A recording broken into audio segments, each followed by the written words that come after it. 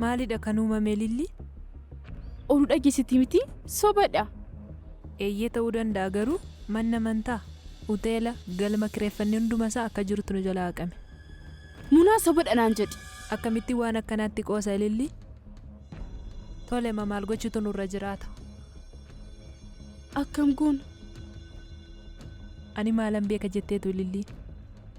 Munaan hin beeku. Akkuma illee taatee ta'etti galma kan biraanuu barbaadu qaba. Yeroon bar dhiyaateera. Amma yeroo ammaatti mana amantaa hoteela galma akkamitti eessa deemnee argachuu dandeenya? Ahaa, Abeelii waameen dhufa. Dhugaa kee jettee moo Ilillii? Tasumaa callisuun nurra hin turre. Abbaa koodha kan balleesse amma harmeen kun maraattee eega. Abeel, wanta tokko gochuu qabda.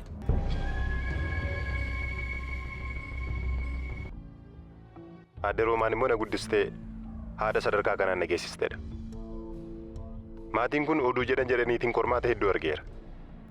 Namuu lafaa ka'ee maallaqa xiqqoodhaa fi akkas godhanii akkas ta'anii jedhee yeroo odeessu maaloo xiqqoos ta'uu qulqulleeffadhaa. Tole nan gudeedamee mucaan jettee suni.